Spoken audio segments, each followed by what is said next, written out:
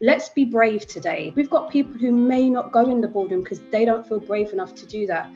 There is something that we can do about that. It's about ensuring that you've got the right support around you that can check and challenge you appropriately. I've had mentors all along the way. There's some really good, fantastic people that challenged me all along the way that have helped me to think outside of me. You know, there's certain fears and anxieties that can sometimes limit you in terms of your perspective.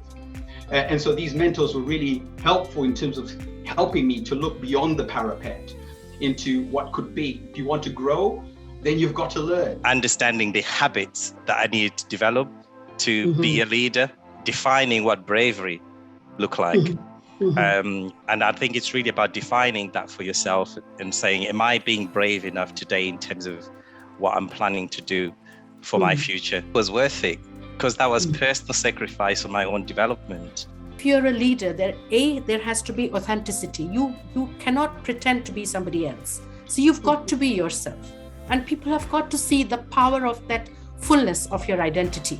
And that's how they start realizing there are identities and stories different to theirs, different to the common narrative.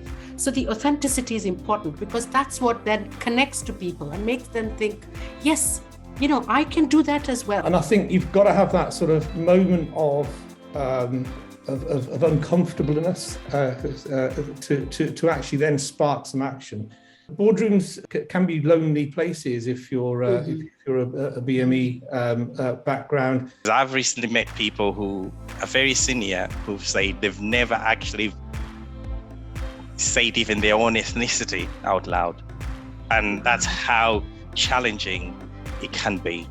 That people find it very difficult to be themselves in that space, being able to look at what are we doing ourselves to hold ourselves to account. If you know there's something you could be doing and you haven't felt brave enough to do it, I hope what you'll hear today will encourage you to do that, or will give you some insights or ideas of what more you can do.